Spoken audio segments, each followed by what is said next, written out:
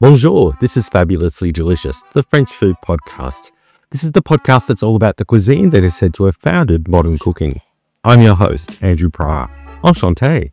Enchanté. Today, we're marking Les Trois Glorieuses, the Grand Burgundy wine weekend that includes the historic Beaune wine auction, which is actually happening today. To highlight this special occasion, we're revisiting an inspirational conversation that I had with Preston Moore, a wine expert and past guest who shared his knowledge of Burgundy's legendary wine culture and this renowned auction in Beaune.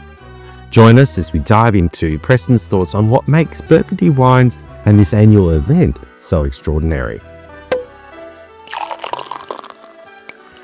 Getting back to the traditions around Burgundy wine, there's a place called the Beaune Hospice in Beaune, and it has its own wine that it auctions off. Can you tell us about that? Indeed, Hospice de Beaune is an incredibly fascinating place. It's actually an old medieval hospital that was taking care of the sick, the poor, sick people in the Burgundy area that had no one to care for them or had no money to care for them.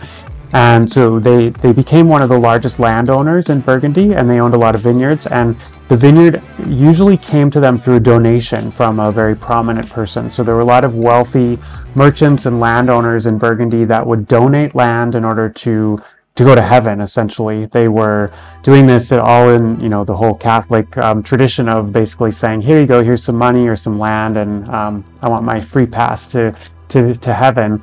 And so over time, they became one of the largest landowners. They still own a lot of vineyards in Burgundy. And so the tradition became that they would make wine on that land and they would sell it each year at an auction, a non-profit auction, and they would take all of the money and contribute it towards the hospital.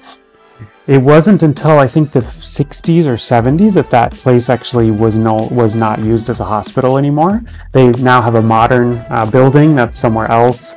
You can visit this, but one of my colleagues, her mother-in-law was actually born there in the Hospice de Beaune, and she's still alive. She's like in her 70s. Amazing. So yeah, it was a working, functional hospital up until quite recently. But this tradition of the auction goes on, and it takes place every year in November.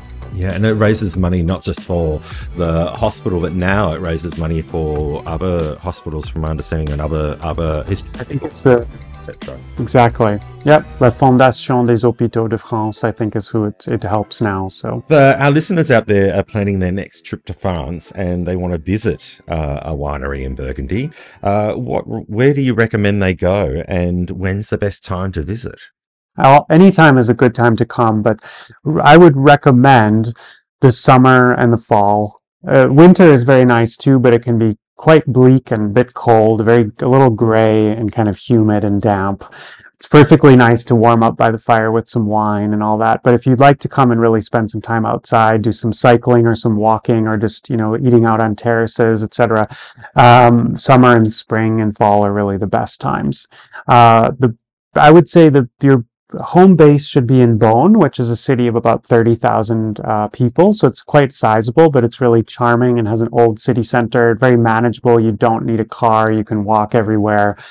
And from there, you can then use that as your base to head out to some of the vineyards. I do recommend hiring a car or getting a driver or booking a tour or something, because most of the vineyards are not within walking distance. There are tasting rooms and cellars you can visit right in Beaune, but to go actually out into the vineyards, you need either a bike or a car to do so. And there's lots of great places to visit. And Chateau de Pomar, where I work, we're open every day of the year, or almost every day of the year, but every day of the week, I should say.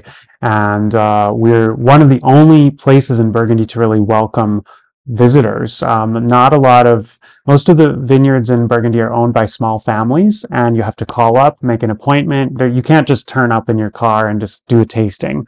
Whereas we do that, and there are a couple others like us. Chateau de Meursault is one as well that you can do. We always recommend booking in advance, but it's quite rare in Burgundy. It's not so much of developed wine culture like you'd have more in Australia or in California, where you just make a stop at all these places along the way. Like, you've got to plan ahead, book your tastings, go and run it really like a schedule.